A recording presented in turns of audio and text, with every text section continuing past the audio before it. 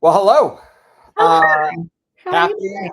what do we got? Happy Thursday. Happy Thursday. It's a hot Katrina, one. you look great today. I mean, Oh, I wore my standard black shirt because it's a day of the week. But you look great. There well, you go. thank you. I There you go. appreciate that. You look very nice as well, sir. You make us look good. So thank you. All right. So we've got we've got a topic today for sure on VAs. And interestingly, and we'll cover this a little bit, right? Like does VAs, I think for the most part, we're going to direct this to the idea of like if you're hiring virtual assistants overseas, outside of the US, that's primarily what we're talking about. But it could mean a bunch of stuff, especially as COVID impacted everything, and a whole bunch of people are now virtual. One way Work. or another. I mean, I guess I'm a VA of sorts, right? I mean, there you go. Awesome. I'm curious, just for you, as even as we dig into this, why do you think this is such an important conversation, or just kind of a hot button for agents as they're growing? Really, any entrepreneurs, but especially real estate agents as they're growing. This topic about VAs, it always comes up. Why do you think that is? What do you notice in conversations you have with agents? Yeah, I think the big thing is this day and age, it's a really, really small world after all. And there's so many things that we can do. And I know you're pretty location agnostic with a lot of the things that you do. I'm becoming more and more location agnostic as we as humans become more location agnostic. The idea that we all have to like open the same door on the same day, go into the same place, it's not the same. So the thought is, can I achieve more economies of scale and sometimes more bang for my buck, or find a really, really great person? And does that have to be location specific? Could it be that I could open up the whole world and create an incredible opportunity for somebody elsewhere that then meets my needs at the same time, and it's a win-win? Yeah, it creates really interesting opportunities, right? We've had team members that worked with us in Baltimore, and Mhm. one by one, like we now have team members in almost every time zone. It's kind of crazy, but at the same time, the moment you start to do that, you now open yourself up to the I can't see or hear anything from somebody. Okay, Can not quite somebody else sure chime in and let us know if you can see and hear us? how to solve. Yeah. But it also opens you up to global competition. And we're going to talk about that a little bit because the world of VAs makes everybody better. But to the one person who posted in there that you can't see or hear anything, thank you for letting us know. We definitely want to fix that. And we're hoping to get confirmation from others that we are, in fact, seeable and hearable. So Krista, who can't see or hear us, try logging onto Facebook and going to my Facebook page, Katrina Meistering. I should be streaming this on my page, and my page should be public. So hopefully you can see it from there. Let us know if you Yeah. can. Yeah, there you go. Just for a little bit of background, so Katrina and I, kind of partners in crime. We've been working together for about 10 years now. We have worked with more than our fair share of virtual assistants over the years, always looking to learn as well. We just want to share some of the things that have seemed to work well, some of the challenges that we've had, and ways that we failed forward over the years. And at the end of this, if you've got questions, we'll talk through it. Do you want to do kind of a quick save the date? So Alice and I, my other partner in crime and life, we're going to be talking about setting goals. I really look tan. I don't know what this picture is. Anyways, I don't know. Alice looks extra tan. We're going to be talking about setting goals in business and life, and especially if you know of any couples in real estate together, entrepreneurial couples, where you're trying to set goals. Maybe you're just like I was at a round table yesterday at a mastermind, and a gentleman was talking. I just said, "Hey, how do you and your wife set goals?" And he goes, "Honestly, the challenge is like we don't know how to set goals together." Well, that's what we're going to cover, and we'd love to have you be a part of it, whether you work together or not. But especially if you work together, I'd love to have you be a part of it. And there's the information for that one. Slightly different time than we normally do. Just be aware. Hey, throw in the chat where you're joining us or where you're joining from. We'd love to hear. I think a lot of people on the East Coast right now that I'm seeing, but maybe not. So throw in the chat where you're joining from. And we also want to know, I guess I don't have the slide, but I also want to know, what are the particular challenges that you find yourself facing right now that causes you to spend this hour right now thinking about virtual assistants? What do you want to learn about this and how it might impact your business? We'd love to hear some of those things. I guess, Katrina, as they're starting to drop stuff in there, why don't you get started with just, hey, some of the very first mistake we see people make when it comes to hiring a virtual assistant. It's like you ask them, great, you're going to hire a VA. Where's your job description? Mhm. And what do you hear more often than not? Well, and honestly, this is the same for not only virtual assistants. This is also for people who are going to be in the same office. Be like, I need help. Let me go find a helper. Like, well, what's your helper going to do? I don't know. I just know that I need a helper.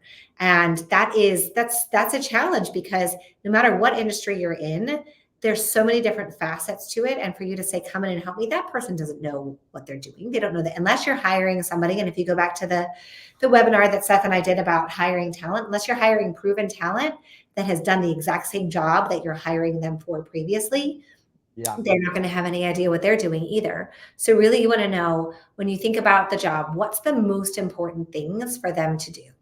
Eventually they may grow to add more onto their plate, especially if you have a really great one.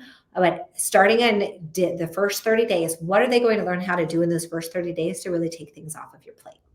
Yeah, and it's interesting, right? Because obviously, one reason why I think people start with, or we love this conversation about virtual assistants, is because it honestly does feel like it's the safest way to dip your toe. Safest way to dip your toe. In fact, if you're watching this, and if at the end of it you feel overwhelmed and you're like, okay, based on everything you guys shared, there's a bunch of mistakes. I'm not going to make them. I'll just keep doing all this myself. Then seriously, we have completely failed. And please call us. You will get all of your money back. And you will also get a hug, because that's not what we want. I would love it if every person on here, if you don't have any sort of leverage inside of your business, you're going to see some websites where you go hire people part-time, piecemeal,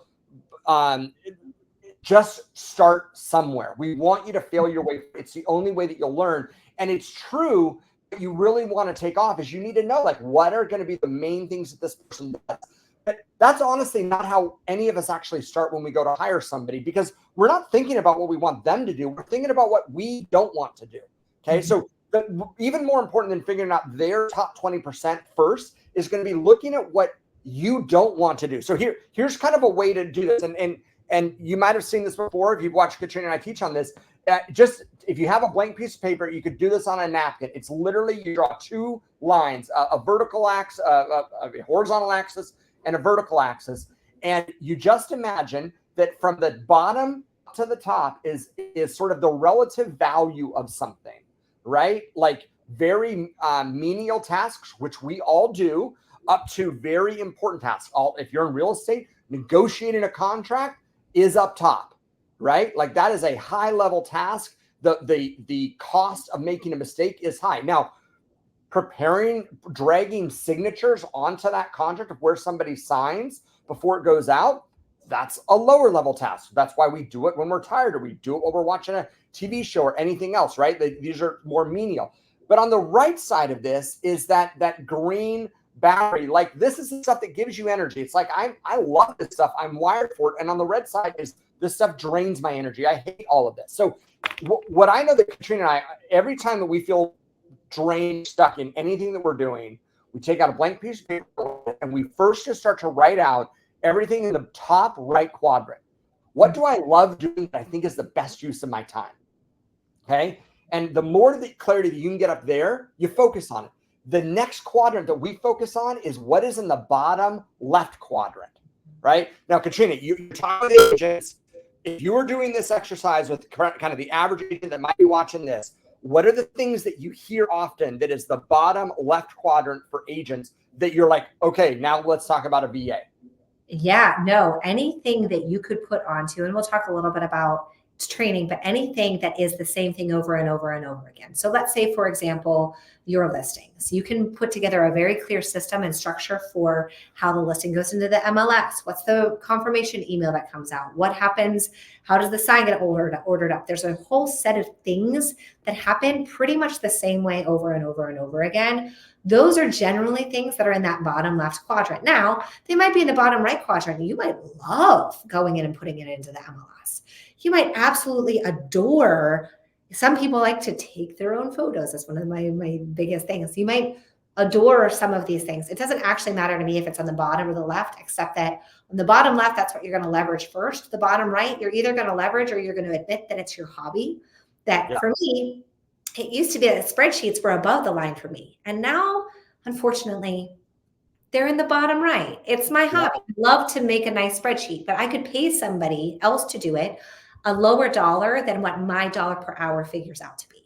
So in that case, it's not as high dollar productive. So it's those things that, and I like to think of it that way. Could I pay my 16-year-old niece who's super smart to do this? Yes, it's probably below the line. And when it's above the line, there are things too. Seth spoke about what are the things that you love to do and what are the things that you hate to do. One of the biggest pitfalls that I see when people are hiring virtual assistants is that those items in the top left, the things that they hate, and yet they are high dollar productive, are things that they want to leverage first. They're like, oh, you know what? I'll put it in the MLS.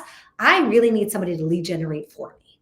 I really need somebody to call through the neighborhood that I have my open house tomorrow and see if anybody else wants to sell their house. At the end of the day, most people would agree that any sort of lead generation, no matter what industry you're in, is high dollar productive. And you have not yet earned the right to leverage that off your plate until you're making enough money in the upper right quadrant before you're allowed to leverage off the upper left quadrant. You know, Katrina, I realize also when they see the dollar signs, right, $1 to $3 signs there, another way to think about that is risk, right? What are the things that if they get screwed up are higher risk? So you actually might say that line in the middle is like front of house, client facing, back of house, right? So back of house would mean when I get a referral from a new client, I forward that email to a team email that I have, and that's back of house, right? It's all internal communication inside of my team. Even if something got screwed up, it's all an internal screw up. As opposed to if I said to my VA, great, email this client and build rapport or thank them for the referral or things like that. Those are things that if you aren't doing the best possible training, you actually could start to screw up a system because you're now touching clients, right? So we think about it like if you have your VA, if you think, well, can my VA make phone calls for me? Be like, well, I'd be pretty careful. Just know anytime we start to think about voice to voice contact, that might start to be stuff that is above the line. Now, if you said, no, I just want them to call and confirm the termite inspection. Okay. Feels like pretty low risk, right? So imagine if the things that you are wanting a VA to do are interacting directly with clients. That is a higher caliber thing with higher risk, right? When it comes to that too, thinking about that level of risk, in general, I assume if you're working for me, you're probably screwing something up because we're all human. The question really is, what level of screw up am I okay with you making? And depending on who you are, like the staff people that we have that are making, a much higher dollar per hour, the expectation is that they have a higher tolerance for that risk and understanding of what they can and cannot say. If you're paying somebody especially if it's a virtual assistant in a different country who you're paying what might be a great wage there, but is a lower dollar than you would pay somebody in the United States, really thinking about, is this a risk worth taking? Because it's actually you who's on the line if they screw something up. Yeah, I'm remembering, Katrina, a member of our team who was who had a military background, right? And we had something happen with our team once, and he goes, well, yeah, single point of fail. And single point of fail was a concept of you don't want anything in a business where one single point of fail could be super disruptive to the process. And I think about that a lot, especially because what you're trying to build out here is this like foundational leverage for your business. But I try not to have anything that I'm leveraging out that is so high risk that one point of failure could like damage the relationship, make a deal go sideways, et cetera. And when I watch people hire VAs and I immediately watch them almost give them like keys to the car, and then the VA crashes the car and they're like, oh my God, I'm never going to do this again. This is why I've got to do it all myself. It's like, no, that wasn't the only choice. You overcorrected, right? Indeed. All right, moving on. Well, hey, you're kind of talking about this, but let's talk about the skill set, right? I mean, this is a mistake we see is people are like, okay, I had an in-office assistant, they quit or I fired them, and I think I'm going to go hire a VA. I think I can get all the same stuff done for a quarter of the price or a fraction of the price, right? What do you say in those conversations? Maybe not. Understand who you're hiring and what you're looking for. So I know that, for example, we're in the real estate world, and real estate includes brick and mortar. And some of those items that are below the line, like for example, making sure the lockbox is on the property. Yep. Now, we had a listing a month and a half ago that we got a message from the agent saying, hey, battery's dead on the lockbox. If all we had was virtual assistants who were in a different country, And Seth, you don't live in Baltimore. Guess who's going to figure out what's going on with the lockbox? That's me. Yeah. And if part of what I want is to get out of those things that are below the line, a virtual assistant who is not in the same state where I am may or may not be helpful. Now, you may be in a world where you're like, I don't ever see clients. I don't have any communication. I am completely location agnostic. Perhaps that is the case, but then understanding in that who are you, and we'll talk a little bit more about thinking versus doing, and who are you trying to hire and what are they doing, so that you know what skill set you need. Perhaps you can find that in a virtual assistant. Maybe you can't. And there, to be clear, there is such a wide range of skill set with VAs that you could hire when it comes to like technical stuff, right? I mean, you could hire somebody that absolutely knows how to program a website better than any of us do, right? Somebody that could be a chartered, the equivalent of a CPA in another country, things like that. And we hire that, right? So I've got people that I've outsourced bookkeeping for in one of our entities. They are overseas. They have more credentials than anybody I have doing bookkeeping that is based in the US, right? All I have to deal with there is like kind of the language barrier and a few systems to make it work well. But the first goal that we would love everybody on this call to get leverage for is that bottom left quadrant, which generally speaking is low risk, fairly common tasks that are repeatable. And if you could start to get that stuff off of your plate, and it will open up your mindset to what's possible, then you might find yourself hiring somebody in the upper left quadrant, right? They're just skilled in something different. Website design, market. I'm talking to a couple of VAs next week that are just absolutely skilled in a particular software that I really want to learn more about. I'll go to wherever the skill is for that. And I think sometimes the virtual assistant skill, which is kind of a lower price point, is actually our leverage for our skilled labor. So right now, Seth and I have a listing going on the market, and we have somebody on our team who's communicating with the seller, making sure it's all done. And in the back end, there's a virtual assistant who's making sure the paperwork is right, making sure that everything is filed correctly, the documentation is done, the database is updated properly. It's that sometimes the VA then may not be your first hire. It might be your first hire's first hire. Yeah. So, and here's kind of how it worked for us, right? There were seasons where for Alice and I, the only leverage we had was a VA very early on in our career. Once we hired an in-office person, or at least a US base, like this was our right hand, right? This was predating Katrina, but Katrina, it was an example when Katrina came on board. Katrina was our executive assistant. Once you hire an executive assistant that is your number one hire, then the leverage that assistant gets is in a way up to them. And the easiest way to give them additional leverage is to teach them to say, let's use virtual assistants to help leverage you, right? I don't know if I'm cutting out there. Something got grainy, but I think it might be on my side. Katrina, am I grainy for you? You were fine, but I did feel like we were a little bit of like a disco ball strobe. All right, well, we'll see. By the way, as we're talking about skill set, behavioral types also come into play. For our VAs, we generally will use a DISC assessment if we are sending it to them. By and large, the personality types that we're looking for are CSs or SCs. They both fall because what we want our virtual assistant staff for that bottom left quadrant. These are the tasks we just want the trains to run on time every day consistently. And any tasks that we can do to create consistency, we love to have a whole team available to do that. Of course. And if you did get to that point that you're like, hey, I'm going to hire out some of that upper left quadrant, you might be looking for somebody more with a D or an I who simply is in a different location. But your first virtual assistant is generally going to be administrative and an SC. Yep, absolutely. I feel like we're obviously oversimplifying it, and anybody on this call who's hired a bunch of VAs could totally give counterpoint on all this stuff. By the way, here's a mistake. Hey, I interviewed one person. They seemed good. I thought I would hire them, right? And we're like, well, that's not much of a choice. What do you see happen, Katrina, with people as far as like how they're building a hiring funnel? We'll show people some resources of where they can go hire, but what do you notice that way? I find a lot of people are hiring from a place of desperation. I have so much work coming out my ears. You have a pulse. you can help me. Or, yeah, I found out that my cousin's neighbor, who's a stay-at-home mom of 10 kids, needs extra money and she can totally help me. That there's all of these things of like, this is convenient and quick. Quick is not usually right. And taking your time and making sure that you're evaluating. Perhaps you have one candidate and they are the best one. It's hard to know that without having some benchmarks and some people to compare them against. So making sure that you've got at least a couple of candidates who you're interviewing and filling that funnel from different sources.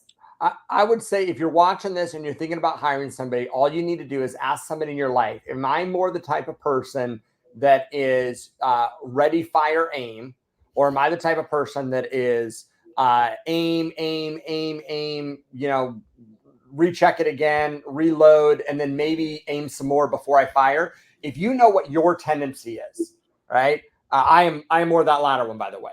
Then if you know what your tendency is, you'll know if you should interview a few more or if you just need to get into action and learn along the way. The reality is a lot of the stuff we could teach you in theory, but this is a little bit like trying to teach somebody how to ride a bike.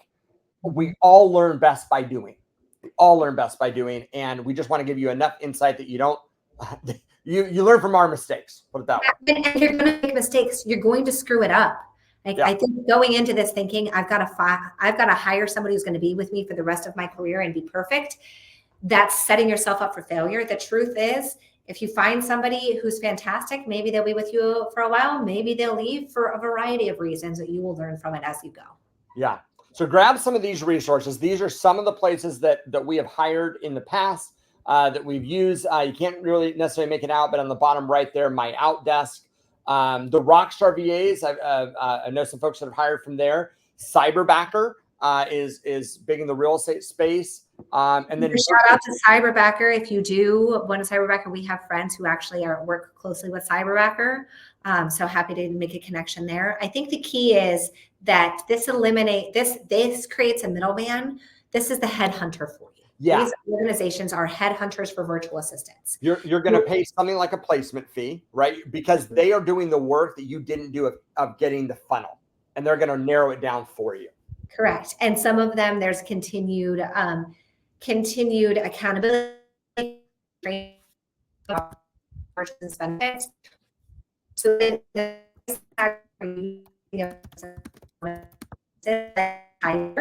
if you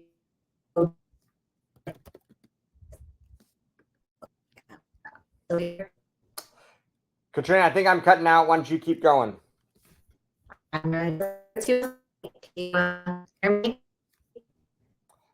can hear you, but I think I'm cutting out. Can you hear me?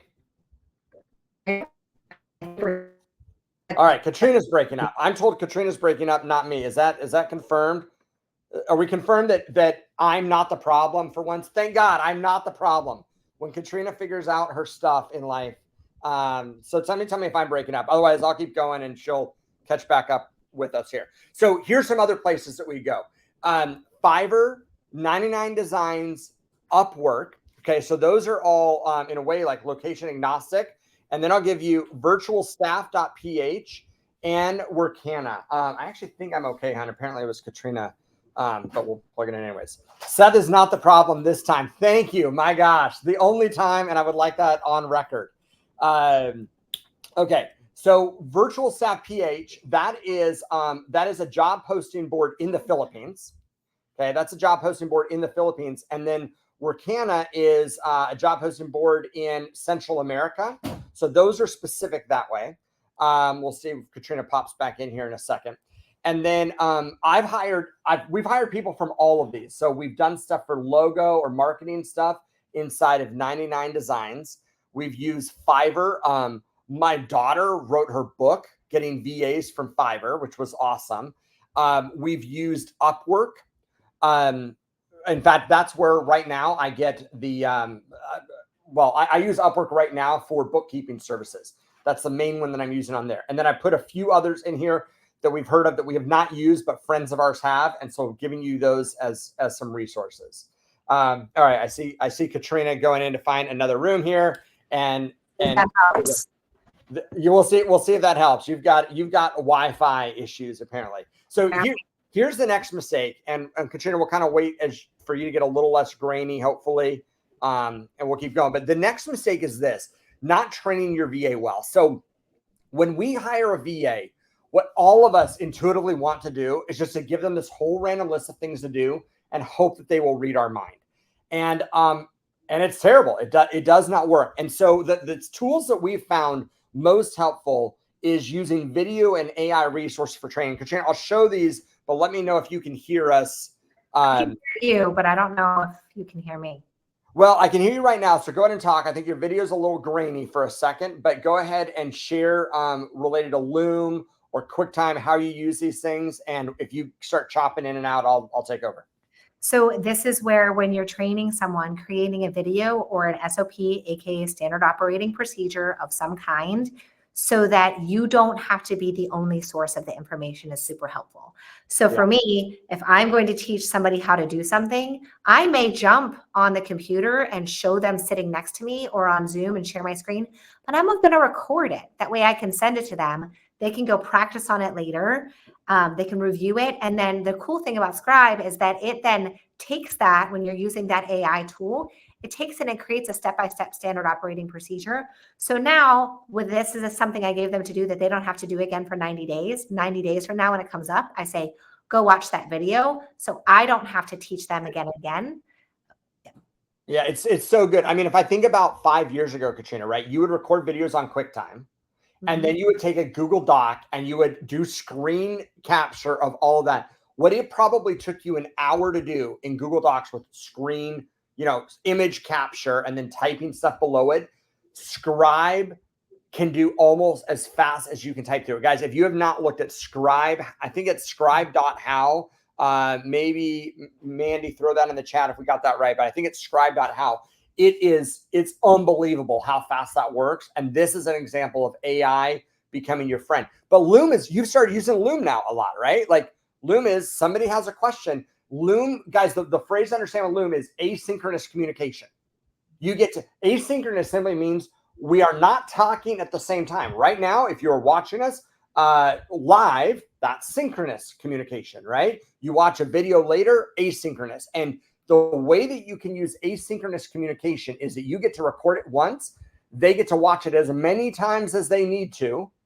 They can go back and reference the recording. And then if you need to send the recording to somebody else, or you want to take the transcript from the recording and create a SOP, you throw it into ChatGPT. Like there's so many benefits for it, right? Anything else you want to say about Loom? Because I know you're using that a lot more.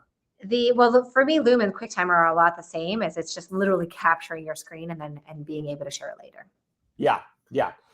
Loom is definitely now starting to also get into the AI game. So where QuickTime won't necessarily transcribe it or give you highlights or anything else, Loom is just technology that is also starting to do that. So that's technology that we use in training VAs, right? Like what we realize is the hardest part about having turnover with staff or hiring a new VA is all the stuff that you thought was properly documented that you realize isn't. And this is true regardless of where the staff is. But I mean, Katrina, with the size of our organization, we're always having some turnover, right? We're always having turnover. And the most frustrating thing is when that turnover happens and something that we thought was stable and documented, we find out that it wasn't. That is absolutely an area to focus on. When you're not inspecting what you expect, it's going to slip, especially when there's that distance. So if we have somebody who's in person and their office is next to mine and their job is to process paperwork and I see a stack of paperwork on their desk, I know they're behind. Yeah. If they're virtual, I don't know. So you've got to inspect a lot more closely. Yeah, absolutely. So next thing, kind of, it's a little bit of a tech comment as well, but like not holding the VA accountable. So we want to talk to you about some of the tools that we use for communication, right? Like, I mean, how do you communicate with your team, whether they're in the US, but not in the same room as you, right? How do you communicate, period? And then certainly how do you communicate overseas? So here's some of the features that we've used over the years. I guess, walk us through any of these, Katrina, and I'll certainly talk about Hubstaff.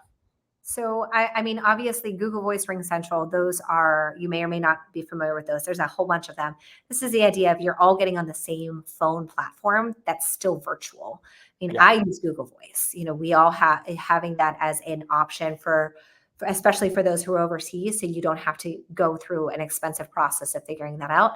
Slack is what we use for communication. Like if we're going to speak to one another, something that's in between a phone call and an email, and it really helps so that right now, Seth and I are on this webinar, and our team will be communicating via Slack, and we can just go, we can see, hey, what's going on with that listing? What's going on with the brokerage here? What's going on with this here? And catch up on it. And Zoom obviously is always just a great way to communicate with somebody who Seth and I will get on Zoom almost daily. We're on Zoom together because we're not in the same state. And even if it's simply a conversation that we need to have, being able to be face to face and then maybe say, hey, let me share my screen so I can show you this awesome spreadsheet that I just built or something like that is super helpful. Yeah. Yeah. The Hub staff for me is, hey, let's be clear. Hub staff is a little big brother. Okay. And there's versions of it that can be more or less big brother, but here's what Hub staff does. Number one, we use it for timesheets, right? So especially anybody who is, I'll call it sort of entry level, is working is working hourly. We want them to track their time, and we also want to track some version of productivity.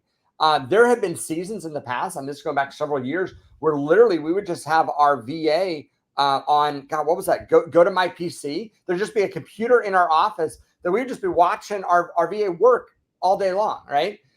Or we've had seasons where you just have Zoom up and we would just be working as if we were in the same room. We actually did that in COVID almost more for cultural reasons. And I know other teams that do that. What HubStaff does, one of the settings is it is a software that loads onto the computer, and then it will take a picture about 3 times every 10 minutes. And sometimes I have found this to be completely unnecessary and not something that I look at all. And sometimes there is like we'll just say lack of consistency in the results. And we're like, is this person actually working or not? So there's probably plenty of other services like this. But if you are just starting with the VA right now, I would 1,000% recommend at the beginning using HubStaff. It is just a way of saying, I will inspect what I expect. If you're putting in this time and if you're being paid for time, then just like if you were in the same room here, we would have, I would know if you were working, and it's the virtual equivalent of that. Any other comments on that? The bottom line is it doesn't matter if where the person is, there are people who will take advantage of their employer in the world. And the further the distance, the more likely it is that you won't see that right away. And HubStaff just really helps that. Trust is earned in every position. Trust is earned whether you're going to sit next to me and make 150 grand, or if you're going to be in Mexico and you're going to make a lower dollar per hour. It's always earned, and this helps us to earn it.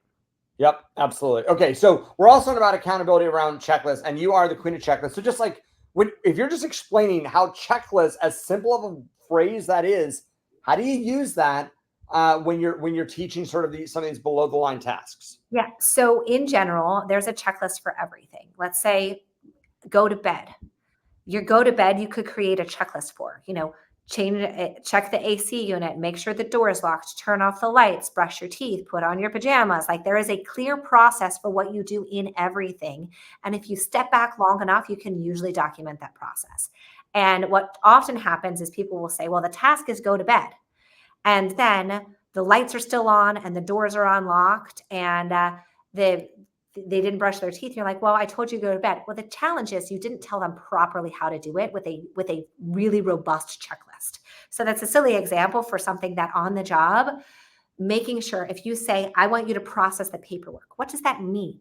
What does process the paperwork mean? And that might be separate. It might be save it in Dropbox and make sure it's documented in the CRM and make sure it's submitted to compliance. There might be different line items there, but then for each line item, that's where you use Scribe to create your standard operating procedure so they can follow it. And Katrina, this is where people will screw it up, right? Because we'll hire a VA, and then a couple weeks later, we will hear something like, hey, the VA didn't work out. They weren't very smart. You have no idea. None of us have any idea, right? if you go into it with a no checklist, and we'll get to a slide here in a minute about doing tasks and thinking tasks, but going in, giving somebody no checklist and labeling it as they're not smart is simply they were not able to read your mind or know exactly how you want it done.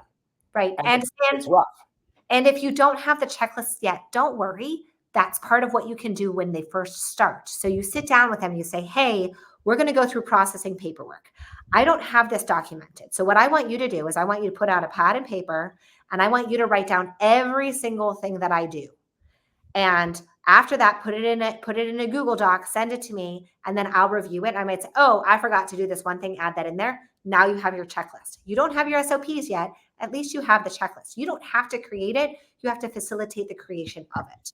And I think that's what's really important there. The other thing is that oftentimes people think the checklist is there for them until they know what they're doing. Yeah. I know how to process the paperwork. I've done it 100 times. I don't need to use the checklist. That's where balls get dropped. And so for me, the checklist needs to be deployed, and usually that's in a CRM or some other task management system, Asana, something like that. Whatever you're using, that's a different conversation, but it's deployed in that. And then at the beginning of the day, they're able to log in and say, hey, here, I've got these 27 tasks to do for these different projects. At the end of the day, they send a screenshot of what they did, and we look at what's due for tomorrow. And that just really helps for that accountability of inspecting what you expect on that. Well, and even I think I was on a plane last night. I mean, surprise, surprise. Every time we get on a plane, right? You walk through the doors of the plane, go find your seat. What's happening just to your left? The pilot is going through a checklist, and we want them to go through that checklist every single time, as many times as they've ever flown. You never get to a point where they're not using a checklist. Yep. All right, let's talk about this. Controlling your data, right? We watch people that maybe don't have great internal controls, and it's like, hey, where is your data? And you're like, well, it's on my laptop, and then I use like Google Photos, and I got this on my phone. If you're disorganized, and then you go hire a second person in your world, and you don't immediately figure out organization with data, you have just multiplied the chaos in your life, right? This is the time to figure out your data plan. So right? Here's a horror story for you. I know somebody who hired a virtual assistant. They worked together for a few years, and that particular virtual assistant started going MIA, not showing up for work, all the things. So they had to let them go. This virtual assistant shut down their Facebook. Just shut it down, because they had unfettered access to the account through the person's password. Instead of making them a delegate of some sort in the system, they just said, you've got unfettered access. The same person owned a lot of the documents in Google Drive. It was, their personal Google Drive login that they were created with. So when they said, you don't have access anymore, this agent, all of the years of work that this virtual assistant had done on this agent's time, that this agent had paid them for, was all gone. All of it. So own your data. Yeah. Wow. Okay. That is terrible. Okay. That's an even worse story. At a minimum, you want to make sure, there's a level of like, if somebody wants to do you harm, you really want to protect some things that way that would relate to your bank accounts, social media profiles, et cetera. But at a minimum, if you use Google Suite, I think some of the examples of what we use, for data, right? We use Google Workplace. I guess it used to be Google Suite. We put all of our stuff in Dropbox or Box. This is where data is housed inside of our world. In fact, I'll give you an example. Katrina, I'm thinking of somebody right now where we could probably, 1, 2, 3, say a name, and we'd be thinking of the same person. There's one person in our world that we're like, oh crap, right? We've got to get her on our email system. It's we just have a standard operating procedure so that all data is housed in the same spot every single time. It's not personal. It's a standardization. And as you start to grow a business, you want to standardize what you're doing. So Absolutely. These are the things that we would use. Going back, I probably would not use Box. It's what we use now. I think it's stupid expensive. I'd probably be back on Dropbox, if not just Google Drive. I find Google Drive hard to organize, but I know some people love it. Any comments you have on those? No, I think just having something that's in the cloud. If my laptop got run over by a car today, I would lose nothing. And I think that if you're not living in the day and age that everything on your phone is backed up and everything on your computer is backed up, you really need to find that cloud storage, because then it also makes it so that, Seth can cover for me, I can cover for him without me saying, hey, I left my laptop at home, I can't send you that document until I'm home from vacation. That's not Yeah, you want to watch Katrina and I get in a fight, just have a conversation about like when data did not get brought to the cloud, right? I mean, our general rule is this. If you are looking at a piece of paper on your desk and the only place that information, maybe it's a phone number of a client, maybe it doesn't matter what it is, if that's the only place it exists, you guarantee that you have a job. Mm-hmm. Right? Because it's impossible for you to delegate it. And at the same time, if you have a team member that has important data and the only place that it exists is on their phone, on their computer, on whatever, you guarantee that you have a problem if they ever leave. Katrina, what about this? Leveraging out thinking tasks as opposed to doing tasks. I mean, it's kind of an interesting concept. How do you explain doing then thinking as far as tasks go? This comes from Gary Keller's The Millionaire Real Estate Agent, right? If we're going to give credit to it. Yeah, I mean, I think when you go back to that checklist with the things that are the SOP, those are doing tasks. Make sure it's filed correctly, et cetera. When you say, hey, I want to revamp our whole system for processing paperwork, that's a thinking task. If it's already defined how to do it, it's a doing task. Figuring out how to do it is a thinking task. And too often people will hire a doer, somebody who, if you give them a checklist, they will check that thing off every day and have great satisfaction, and you will be so pleased with their work. And then you give them a thinking task, and that's not necessarily how they are wired. Some people want to figure out how to make the widget, and other people just want to make the widget. Know who you're hiring and which tasks you can delegate out. But too many people say, oh my gosh, again, thank God you're here. Please help me. And are you're in AI now? I saw it. I just don't know how it started, but apparently the AI bots are. Apparently Big Brother is watching and they know that we need hang help. on. So with that, you're leveraging out you're trying to leverage out a thinking task to a doer. And there's some ways within behavior you can kind of figure out what type of a person they are. And in general, you can leverage out doing tasks a lot easier, especially to a virtual assistant. Yeah. And Katrina, I also think, the whole idea of like emerging talent, proven talent, potential talent. If you don't, this isn't talking about whether people are smart or not, right? It's just about how much experience or competency they have in the role. And if you take somebody sort of brand new, you are not able to transfer all of the knowledge from your brain or all of the knowledge that is there. And then you say to them basically, well, think about how we should do this. You are by definition limiting your success at the limit of what their knowledge is. So if you want to have a thinking conversation with any of your team, virtual or otherwise, awesome, have the conversation. But when you just tell them, hey, I just need you to organize how, the transaction workflow goes, you are bound for failure in that, right? The very first thing that you delegate is you keep thinking on your plate. You be the thinker in the relationship, and you delegate out the doer. If you want to know what that looks like, go to any chain franchise fast food restaurant that there is, right? If you're the kid at the fry machine, you are not thinking as much as you are doing. And that is what you want. You want to first delegate out all the repeatable doing tasks, because by doing that, it frees you up to have time inside of your business to be the thinker, to be the thought leader of your own business. Over time, like there's some parts of our business that I don't dare go into unless I have a sounding board thinker in Katrina. We spend more of our time thinking as partners in this. And that's what I'd love for everybody to get to, right? But that comes after we have somebody else that kind of is able to clear up the doing tasks. While we're on this Zoom or StreamYard with you guys right now, we are not answering the phones, responding to basic emails. We are not keeping things going while we're on this call. And that's absolutely on purpose. Any other comments there? I mean, I think it's the idea of I do it, we do it, they do it, theirs. And that starts with the doing tasks, but it's the same with thinking. Like, so we're doing with a doing task. You are by yourself. You are doing everything. So I do it. You hire Yeah. somebody, you do it together, then they do it, and then they own it. There's a lot in our businesses that Seth hired me over a decade ago, and now it's mine. Like, he doesn't even necessarily know what's going on because I own that, but it took a long time to get there.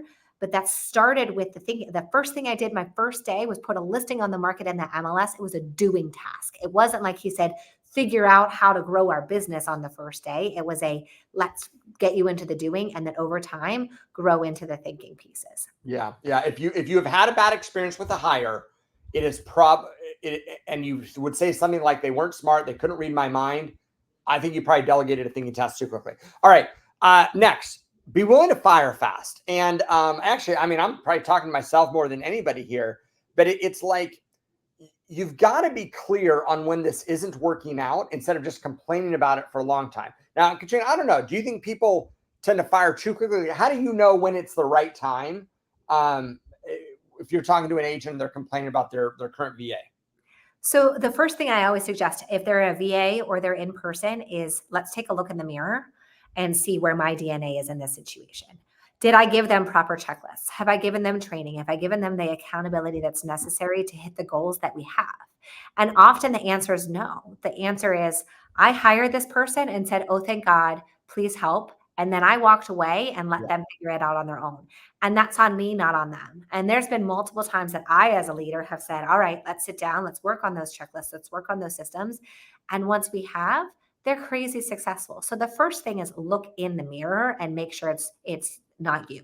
The second is it a task mismatch or is it a values mismatch? And Seth, you and I will talk about permission to play values, which Mhm. are things that are just important to us in a way that may or may not be important to other people. For example, one of our permission to play values is no one in our organization is allowed to say that's not my job. To say my job description is X, Y, and Z, and you didn't hire me to pick up the phone to be the one who answered the phone, so I'm not going to answer the phone. But if we say, well, a person who picks up the phone was in a car accident this morning and you're the only one in the office, like we all need to all need to pitch in as necessary. That's a permission to play value. So if you're complaining because it's a permission to play value, like for example, reliability is one that I find a lot with virtual assistants. They were going to be on at 9 a.m. and they're never on at 9 a.m. It's 10 o'clock, 11 o'clock. They're not as reliable as I need them to be. Is that a permission to play value that simply has been violated no matter how good they are? And then if it's not you and it's not a values mismatch, it's often always them. And at that point, go releasing them back into the workforce to find a place where they are going to have success and they're not going to have a boss that complains about them. Is better for them, and you go find yourself another one. Yeah. And interestingly, sometimes if you're wondering, we have gotten the most clarity when we actually just hire two at once. Mm-hmm. Because now we know same training, same opportunity, same communication, and all of a sudden you see one sort of rise to the top. It's Yep. just so much more clear. This is true in almost any level of an organization, any role. Have two at the same time, and now you can tell. You can You tell, sure right? can. So you don't want to hold on to a bad hire. Don't keep yourself caught in that loop. Look in the mirror first. You actually might double down by hiring two, which I think also kind of relates, Katrina, to this whole idea of, I mean, even should you hire one at 40 hours a week or two at 20? I guess talk through any other thoughts you had from here, but then also this next part about backup coverage and redundancy.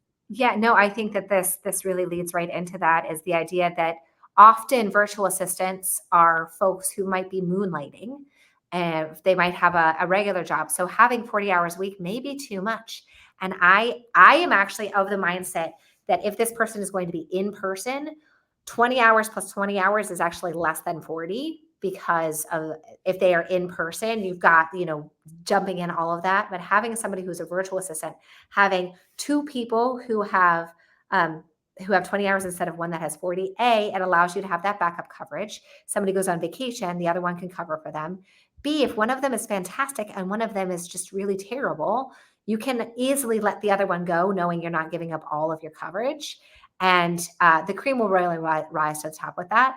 And then for us, it was important because a lot of those lower left quadrant tasks for us are paperwork type things. And we're in the real estate industry. A lot happens on Saturday and Sunday. Yeah. So having that 7-day a week coverage so that we can have coverage on Saturday and Sunday was really important.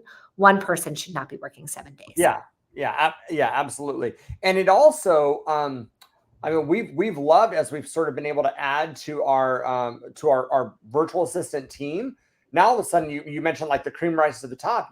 A leader emerges, right? You might even think you know who it's going to be. You might be surprised, but a leader emerges out in that, and now all of a sudden we can use that person as sort of the main, as the main delegator, kind of air traffic control for VA tasks. We have a set of tasks that it's like every single day we need these 3 things done. And then every single week we need these things done. Like, for example, as we get close to the weekend here, there's some tasks that I would just want done every single Saturday, like clean up some database tasks. There's some tasks that I need done on the weekend. So they're not urgent. They don't need to be Monday through Friday. Do them on the weekend when generally it's slower. We're waiting for other things to happen. But it's really about mid-month. Really only happens once a month. The more kind of lists that we can make about that, we're able to start to delegate stuff out, and then we see sort of who arises as the leader inside of us. That's one way to consider it. You know what would be really great for those tasks? A checklist. A checklist, absolutely. By the way, let's talk about how to pay. Now, we mentioned earlier different sources. Now, if you go to like My Outdesk or pretty much any company, you are going to be paying through that company, right? They are going to handle local payroll. They're going to handle everything from paid time off, PTO, all that conceptually. They're going to handle it all. If you are hiring direct, first off, this is not like a legal seminar. Is this the disclaimer part? You go research all your own rules about what you need to do. I will simply tell you that in my experience, when I've hired through a company, I've had the most peace of mind. You're paying a layer of overhead for them to take it all on, and I've had the most peace of mind. There are other times that I've hired direct. When I've hired direct, currently I use Zoom, or however you pronounce it. I think it's actually pronounced Zoom. The one on the bottom right there, the PayPal company. So I use that to pay VAs, and I'm paying direct. That is certainly more appropriate in like a 1099 world. If you imagine kind of how the US would work, 1099, I think over there they call it a 1095, some similar concepts. But that would be this independent contractor. I'd be using that for people that are working very much part-time, not sort of a full-time hire. And again, as you get bigger or you hire more of them, this would absolutely be a reason to have a company that it will cost you a little bit extra in administrative overhead. And part of what it's costing you for is to make sure that they are handling all this appropriately. Correct.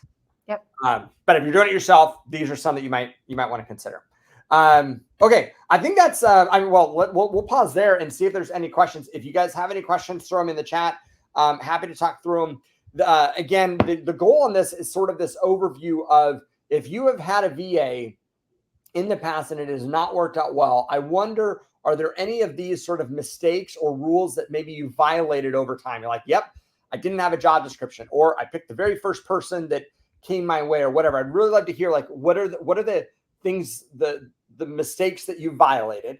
And two, if you haven't ever hired one, you're getting ready to get started, I'd use this a little bit as a checklist, right? Thinking through what are the areas you want to focus on. And if you want to reach out to Katrina or I personally, certainly there's some agents in our brokerage right now that I know are absolutely looking to hire VAs or looking to do it right the second time or the third or the fourth time. And we want to make sure they get access to this, right? And then we actually use this as a starting point of having a conversation to help you do it. That conversation then gets very tactical, but there would be nothing on a call like this. So we'd be like, boom, here you go. Here's the job description for a VA.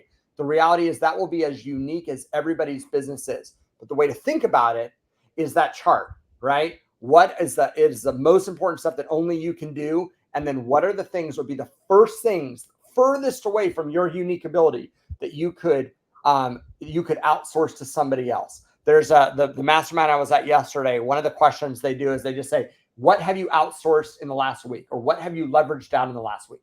That's a powerful question. If you ask yourself that question every Sunday, What did I leverage out this past week for the first time that I hadn't leveraged out before? And every Sunday you realize you don't have an answer to that. You're keeping it all on your plate. It's not the way any of us get freedom. Katrina, what are your kind of closing thoughts there? Same thing, really just double clicking on what you said there, Seth, specifically about every job description is unique. And it's one of my favorite things to sit down with somebody and talk through. If you need leverage, do you need in person? Do you need virtual? What's the job description? How do you train them? What does that look like? And I would be more than happy to have those conversations. And some of it we could also describe here the concept of scaffolding, right? How do you describe scaffolding to people when they talk about needing leverage? Yeah, I mean, there's times in your life that people are going to be scaffolding and times that they're going to be structure. So perhaps you're in a point that you need leverage. You're like, I just need somebody to help now. I have 10 contracts. Well, we've got a really great transaction manager who might end up being structure in your business, but might just be the person who kind of gets you over that hump until you find somebody who's going to be your structural help. Yeah, absolutely. Again, reminder, Alice and I are going to be doing a conversation on setting goals. Even if you do not work with your spouse, although we certainly have, and that creates a certain edge and difficulty in goal setting, it just creates a unique challenge. But whether it's goals in business or life, we're going to be covering that and ways that we think about goal setting for our family. And so we hope you join us. That'll be in July. And Katrina, any last thoughts? Nope. If you, I think the next slide, contact information. Do we have the one on here? There you go. Should be on it now. So for any of you who said like, hey, yeah, no, I'd love to have those conversations. If you go to that, I think that QR code will get you into our line, and here's all of our contact information. Feel free to reach out. Yeah. Awesome, guys. Appreciate you being on. And if you have any questions, reach out to us. Otherwise, we'll talk to you soon. All right. Take care. Bye-bye.